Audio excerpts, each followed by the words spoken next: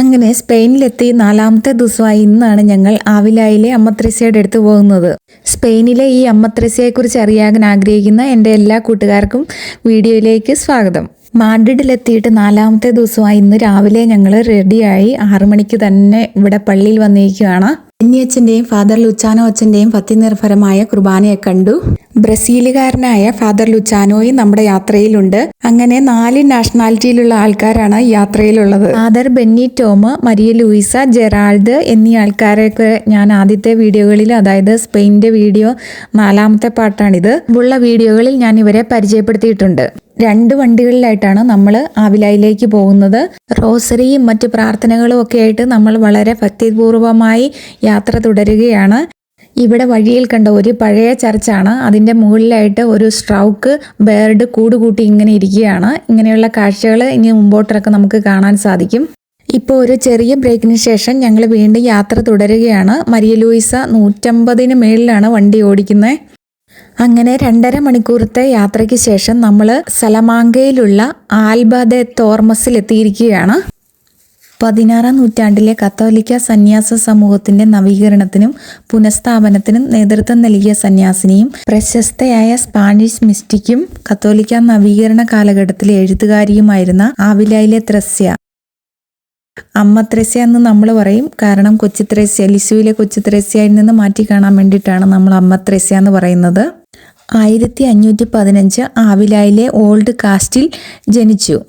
ആ പ്രദേശത്തെ Don Alonso സ്പാഞ്ചസിന്റെയും Donna Beatrice ഡെവീലയുടെയും 12 മക്കളിൽ 5-ാമത്തെ പുത്രിയായിരുന്നു ത്രേസ്യ.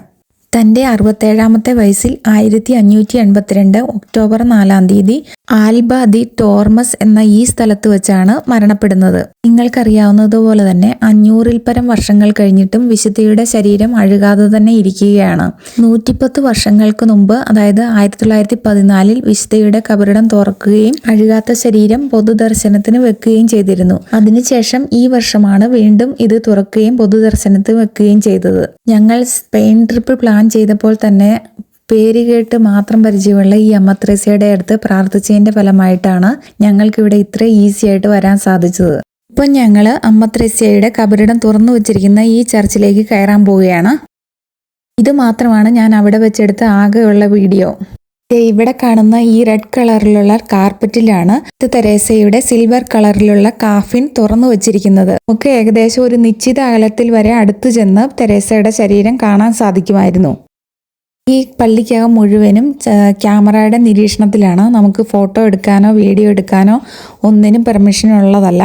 നിങ്ങൾക്ക് ഏകദേശം ഒരു ഐഡിയ കിട്ടാൻ വേണ്ടി കോപ്പി ചെയ്തിട്ടേക്കുന്ന വീഡിയോ ആണിത്. ഇവിടെ പുറത്ത് ഡോറിനോട് ചേർന്ന് തന്നെ ഭക്തസാധനങ്ങൾ വിൽക്കുന്ന സ്ഥലമാണിത്. വിശുദ്ധ തെരേസയുടെ അഴുകാത്ത ഈ ശരീരം സൂക്ഷിച്ചിരിക്കുന്ന ഈ ബസിലിക്കയുടെ അടുത്ത് തന്നെ മറ്റൊരു ചെറിയ പള്ളിയും കൂടിയുണ്ട്. വിശുദ്ധ തെരേസ പുനഃസ്ഥാപിച്ച ഈക്കാൽസിഡ് കാർമലേറ്റ് പിതാക്കന്മാരുടെ കോൺവെന്റിന്റെ ഭാഗമായിരുന്നു. 17-ാം നൂറ്റാണ്ടിൽ സ്ഥാപിച്ച ഈ പള്ളി കുരിശിലെ വിശുദ്ധ യോഹന്നാനു വേണ്ടി സ്ഥാപിച്ച ലോകത്തിലെ ഏറ്റവും ആദ്യത്തെ പള്ളിയാണ്. വിശുദ്ധ ജോണും വിശുദ്ധ തെരേസയും വളരെ അടുത്ത ആത്മീയ സുഹൃത്തുക്കളായിരുന്നു. ഈ 2 വിശുദ്ധരും തങ്ങൾക്കുണ്ടാകുന്ന വെളിപാടുകളും ദർശനങ്ങളും പരസ്പരം ഡിസ്കസ് ചെയ്തിരുന്നു. ഇനി നമ്മൾ വിശുദ്ധ യോഹന്നാന്റെ ഈ പള്ളിയിൽ കയറാൻ പോവുകയാണ്. നമ്മളെയും പ്രതീക്ഷിച്ച ഒരു സർപ്രൈസ് ഉണ്ടായിരുന്നു.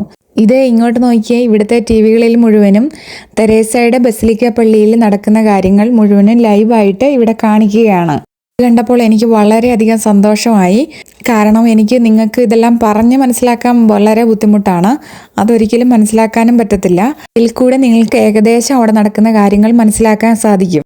ഇത് കണ്ടപ്പോൾ എനിക്കൊരു ഐഡിയ തോന്നി. മോഡയിൽ ഞാൻ എൻ്റെ ഫോണും കൊടുത്തേച്ചിട്ട് ഞാനും ഹസ്ബൻഡും വീണ്ടും തെരേസയുടെ പള്ളിയിൽ കാണാൻ കയറി. ഈ വൈറ്റും ഇട്ടേക്കുന്നത് ഞാനും ഹസ്ബൻഡുമാണ്. ഞങ്ങൾ ആ റെഡ് കാർപ്പറ്റിൻ്റെ അടുത്ത് തെരേസയുടെ അടുത്ത് വന്ന് നിന്ന് പ്രാർത്ഥിക്കുകയാണ്. അതിനുശേഷം നമുക്ക് മേളിൽ അൾത്താരയിൽ കയറാൻ പറ്റും. ഈ അൾത്താരയിൽ 2 സൈഡിലായി തെരേസയുടെ തിരുശേഷിപ്പുകൾ വെച്ചിട്ടുണ്ട്. ഇവിടെ ഈ അൾത്താരയിൽ ലെഫ്റ്റ് സൈഡിൽ ഒരു ഗ്ലാസ് കണ്ടെയ്നറിനകത്ത് വിശുദ്ധ തെരേസയുടെ അഴുകാത്ത ലെഫ്റ്റ് ഹാൻഡ് വെച്ചിട്ടുണ്ട്. ഞങ്ങൾ അവിടെ നിന്ന് പ്രാർത്ഥിച്ചതിന് ശേഷം ഇപ്പോൾ റൈറ്റ് സൈഡിലേക്ക് വരികയാണ്. ഇവിടെ ഗ്ലാസ് കൊണ്ടുള്ള ഒരു കാസയ്ക്കകത്ത് വിശുദ്ധയുടെ ഹൃദയം, ഹാർട്ട് ഇങ്ങനെ ഇരിക്കുകയാണ്. 500-ൽ പരം വർഷങ്ങൾക്ക് മുമ്പ് മരിച്ച ഒരാളുടെ ഹാർട്ടാണെന്ന് ഓർക്കുമ്പോൾ നമുക്ക് എന്തോ ഒരു വല്ലാത്ത ഫീലിംഗ് ആണ് ഉണ്ടാകുന്നത്. വീണ്ടും ഒരിക്കൽ കൂടി തെരേസയുടെ ഭൗതിക ശരീരം കണ്ടു വണങ്ങിയതിന് ശേഷം ഞങ്ങൾ വെളിയിലേക്ക് കടക്കുകയാണ്. അപ്പം നിങ്ങൾക്കും ഏകദേശം ഇവിടെ നടക്കുന്ന കാര്യങ്ങൾ എന്തൊക്കെയാണെന്ന് മനസ്സിലായി കാണുമെന്ന് വിചാരിക്കുന്നു. അങ്ങനെ നമ്മളെല്ലാം കണ്ട് പ്രാർത്ഥിച്ച് നമ്മൾ പുറത്തു വന്നിരിക്കുകയാണ്. നോക്കിയേ, ഇവിടെ എത്ര ശാന്തമായിട്ടുള്ള ഒരു സ്ഥലമാണെന്ന് നോക്കിയേ. ഗോവയിലെ ഫ്രാൻസിസ് സേവ്യറിൻ്റെ ശരീരം കാണാനായിട്ട് എത്ര ജനത്തിരക്കായിരുന്നു, തിക്കും തിരക്കും. ഇവിടെ യാതൊരു തിരക്കും ഇല്ല, എല്ലാം വളരെ സ്മൂത്തായിട്ടാണ് പോണത്. ഒരുപക്ഷെ പോപ്പുലേഷൻ്റെ ഡിഫറൻസ് ആയിരിക്കും മെയിൻ കാരണം. അങ്ങനെ എല്ലാവരും ഇവിടുത്തെ സന്ദർശനമൊക്കെ കഴിഞ്ഞ് പാർക്കിങ്ങിൻ്റെ അടുത്ത് ചെന്നപ്പോഴാണ് ജോയലിൻ്റെ കഴുത്തിലുള്ള ഒരു ചെയിൻ കണ്ടത്. ഞാൻ തെരേസയുടെ ഒരു ചെയിൻ ജോയലിന് വേണ്ടി വാങ്ങിച്ചായിരുന്നു. അങ്ങനെ ജൂവലിന് വാങ്ങിക്കാൻ വേണ്ടിയിട്ട് വീണ്ടും ഞങ്ങളിവിടെ വന്നിരിക്കുകയാണ്. ഇവിടെ എല്ലാവിധ ഭക്തസാധനങ്ങളും തിരുശേഷിപ്പുകളും വാങ്ങിക്കാനായിട്ട് കിട്ടും. ഇതാണ് ഞാൻ ജോയലിന് വാങ്ങിച്ച ചെയിന്. അപ്പോൾ അതുപോലെ തന്നെ ജുവലിന് ഒരെണ്ണം വാങ്ങിച്ചു. കാണാൻ എന്നാ രസമെന്ന് നോക്കി. ആ ചെയിൻ്റെ ലോക്കറ്റിനകത്ത് തെരേസയുടെ ചിത്രമാണുള്ളത്. ഞാൻ നിങ്ങളെ ഒരു സ്പെഷ്യലായിട്ടുള്ള റിലീക്ക് ഇവിടെ മാത്രം കിട്ടുന്നതാണ്. അത് ഞങ്ങൾക്ക് മരിയ ലൂയിസ ഗിഫ്റ്റായിട്ട് തന്നതാണ്. ഒരു സ്പെഷ്യലായിട്ടുള്ള റിബൺ ആണ്. അതിൽ എഴുതി വെച്ചേക്കുന്നത് യേശുവിൻ്റെ വിശുദ്ധ തെരേസ എന്നാണ്. ഇത് സൂചിപ്പിക്കുന്നത് വിശുദ്ധയുടെ കൈയാണ്. നമ്മൾ അൾത്താരയിൽ കണ്ടില്ലായിരുന്നു ലെഫ്റ്റ് കൈ, ആ കൈയുടെ നീളത്തിലാണ് ഈ റിബണിൻ്റെ നീളം. മരിയ ലൂയിസ ഞങ്ങൾക്ക് ഗിഫ്റ്റ് തന്നതുകൊണ്ട് ഈ സാധനത്തെക്കുറിച്ച് മനസ്സിലാക്കാനും അത് കാണാനും പറ്റി. അല്ലെ നമ്മളൊരു സാധാരണക്കാർക്ക് ഇത് എന്താണെന്ന് പോലും മനസ്സിലാകത്തില്ല. വിശുദ്ധ അമ്മ ത്രേസ്യ തൻ്റെ ജീവിതത്തിൻ്റെ അവസാന 3 ദിവസങ്ങൾ ചെലവിട്ടതും അന്ത്യവിശ്രമം കൊള്ളുന്നതുമായ ഈ സ്ഥലത്ത് വരാൻ സാധിച്ചതും അതുപോലെ തന്നെ വിശുദ്ധയുടെ അഴുകാത്ത ശരീരം കാണാൻ പറ്റിയതും തന്നെ വലിയൊരു ബ്ലെസ്സിങ് ആണെന്ന് തന്നെ പറയാം. അതുപോലെ തന്നെ ബെന്നിയച്ചനോടും ജെറാൾഡിനോടും മരിയ ലൂയിസയോടും വളരെയധികം കടപ്പെട്ടിരിക്കുകയാണ്. ഇനി നമ്മൾ പോകാൻ പോകുന്നത് വിശുദ്ധ തെരേസയുടെ ജന്മനാടായ ആവിലയിലേക്കാണ്. ഇവിടെ നിന്ന് ഏകദേശം 1 മണിക്കൂറിൽ കൂടുതൽ കാർ ഡ്രൈവ് ഉണ്ട്. പുറത്തോട്ട് നോക്കിയാൽ എന്തൊരു രസമാണെന്ന് നോക്കിയാൽ കാണാനായിട്ട്. അമേസിങ് ആയിട്ടുള്ള സീനറിയാണ്. ഇവിടുത്തെ ആവിലയിലെ വാള് ഭയങ്കര ഫേമസ് ആണ്. വണ്ടി ഒന്ന് പെട്ടെന്ന് നിർത്തി ഇവിടെ നിന്ന് ഇറങ്ങാനായിട്ട് മനസ്സിങ്ങനെ വെമ്പൽ കൊള്ളുകയാണ്. കുഞ്ഞു ത്രേസ്യയുടെ ബാല്യകാല ഓർമ്മകൾ മനസ്സിലേക്ക് ഇങ്ങനെ വരികയാണ്. 12 സഹോദരങ്ങളിൽ തൻ്റെ അടുത്ത പ്രായക്കാരനായ സഹോദരൻ റൊദ്രിഗോയോടായിരുന്നു തെരേസയ്ക്ക് കൂടുതൽ ഇഷ്ടം. മൊറോക്കോയിലെ ഭരണകൂടത്തിനെതിരെ പോരാടി രക്തസാക്ഷിത്വം വരിക്കാനായി തൻ്റെ 7ാമത്തെ വയസ്സിൽ ഇറങ്ങിപ്പുറപ്പെട്ട കഥ വളരെ പ്രസിദ്ധമാണ്. ഭാഗ്യത്തിന് ഒരു ബന്ധു വഴിയിൽ വെച്ച് അവരെ കണ്ട് തിരിച്ച് വീട്ടിൽ കൊണ്ടുവന്നാക്കി. ഇപ്പോൾ നമ്മൾ തെരേസയുടെ ബർത്ത് പ്ലേസും കോൺവെന്റുമായിരുന്ന ചർച്ചിലെത്തിയിരിക്കുകയാണ്. നിർഭാഗ്യവശാൽ ഇപ്പോൾ ഇവിടെ ക്ലോസ്ഡ് ആണ്. അതുകൊണ്ട് നമ്മളിവിടെ അടുത്തുള്ള ഒരു മ്യൂസിയത്തിൽ കയറാൻ തീരുമാനിച്ചിരിക്കുകയാണ്. ഇത് റിലീക്കുകളുടെ ഒരു മ്യൂസിയമാണ്. തെരേസയുടെ മാത്രമല്ല മറ്റ് സെയിൻറ്റുകളുടെയും റിലീക്കുകൾ ഇവിടെ സൂക്ഷിച്ചിട്ടുണ്ട്. കല്ലുകളുടെയും വിശുദ്ധരുടെയും പട്ടണമെന്നാണ് ആവില പട്ടണത്തെ വിശേഷിക്കപ്പെടുന്നത്. അതുകൊണ്ട് ധാരാളം വിശുദ്ധർ ഇവിടെയുണ്ട്.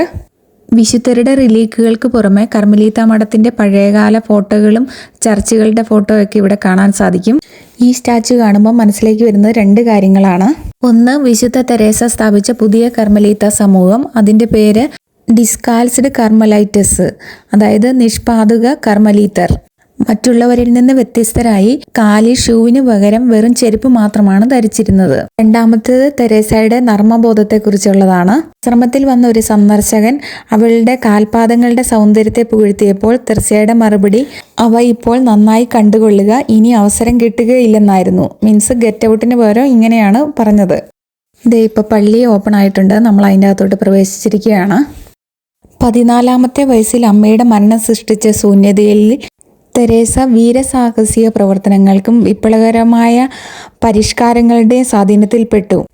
മകളിൽ വന്ന മാറ്റം ശ്രദ്ധിച്ച പിതാവ് അവളെ പഠനത്തിനായി ആവിലയിലെ അഗസ്റ്റീനിയൻ സന്യാസികളുടെ ഒരു ബോർഡിങ്ങിൽ കൊണ്ടയാക്കി. അവിടെ വെച്ച് കടുത്ത മലേറിയ പിടിപെട്ടതിനെ തുടർന്ന് പൃഥു സഹോദരന്റെ വീട്ടിൽ താമസിക്കവേ വിശുദ്ധ ജെറോമിന്റെ കുറെ കത്തുകൾ വായിക്കാനിടയായി. താപസ ജീവിതത്തോട് കൂടുതൽ ഇഷ്ടം തോന്നി സന്യാസിനിയാകാനായിട്ട് കർമ്മലീത്ത മഠത്തിൽ ചേരുകയാണ് ഉണ്ടായത്.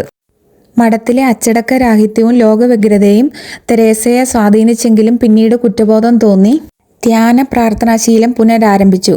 ക്രൈസ്തവ സഭാപിതാവായ അഗസ്റ്റസിന്റെ കൺഫഷൻസ് എന്ന പുസ്തകം അവരുടെ ജീവിതം ആകെ മാറ്റിമറിച്ചു. തുടർന്ന് ദൈവീക ദർശനങ്ങളും ആത്മീയ അനുഭവങ്ങളും ഉണ്ടാകാൻ തുടങ്ങി.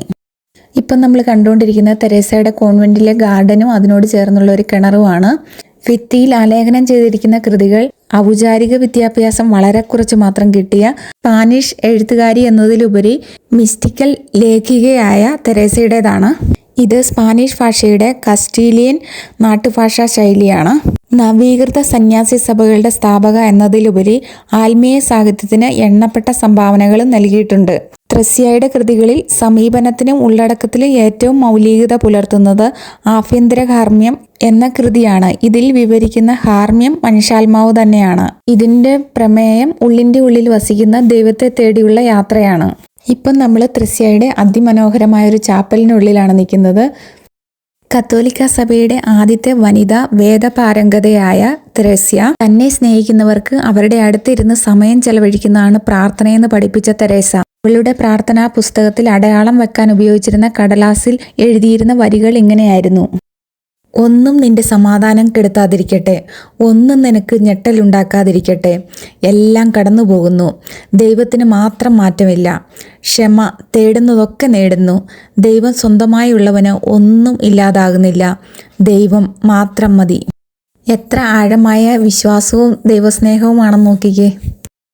നമ്മളിപ്പോൾ പ്രവേശിച്ചിരിക്കുന്നത് ആവിലായിലെ കർമ്മലീത്ത കോൺവെന്റിലെ തെരേസയുടെ ബെഡ്റൂമിലേക്കാണ്. റൂമിലേക്ക് ആർക്കും പ്രവേശനമില്ലെങ്കിലും തെരേസ ഉപയോഗിച്ചിരുന്ന സാധനങ്ങൾ അതിൻ്റെ തനിമ നഷ്ടപ്പെടാതെ ഇന്നും സൂക്ഷിച്ചിരിക്കുകയാണ്. ഈശോയുടെ പ്രിയപ്പെട്ട തെരേസ വലിയ അത്ഭുത പ്രവർത്തകയും മിസ്റ്റിസത്തിൻ്റെ അഗ്രഗണ്യയുമായിരുന്നു. ഇതിനെക്കുറിച്ച് കൂടുതൽ അറിയാൻ വിശുദ്ധയുടെ ഓട്ടോഗ്രഫിയും ദ ഇന്റീരിയർ കാസിൽ എന്ന പുസ്തകവും വായിച്ചാൽ മതിയാകും. മിസ്റ്റിസത്തിൻ്റെ 4 ഘട്ടങ്ങളെക്കുറിച്ചും കൂടാതെ തൻ്റെ ലെവിറ്റേഷൻ അവസ്ഥയെക്കുറിച്ചും ഇതിൻ്റെ അകത്ത് വിവരിക്കുന്നുണ്ട്. അങ്ങനെ നമ്മൾ ആവിലായിലെ യേശുവിൻ്റെ പ്രിയപ്പെട്ട തെരേസയുടെ കാര്യങ്ങളെല്ലാം കണ്ടു കഴിഞ്ഞു. ഇത് കണ്ട ഒരു കുഞ്ഞു സുന്ദരിക്കുട്ടി തെരേസയുടെ കാലുകളിൽ കൊണ്ടേ പൂവ് കൊണ്ട് വെക്കുന്നേ. അപ്പോൾ ഇനിയും നമുക്ക് ഈ ആവില പട്ടണത്തിൽ കുറേ കാര്യങ്ങൾ കാണാനുണ്ട്. അത് അടുത്ത വീഡിയോയിൽ ഇടുന്നതായിരിക്കും. Thanks for watching. See you the next.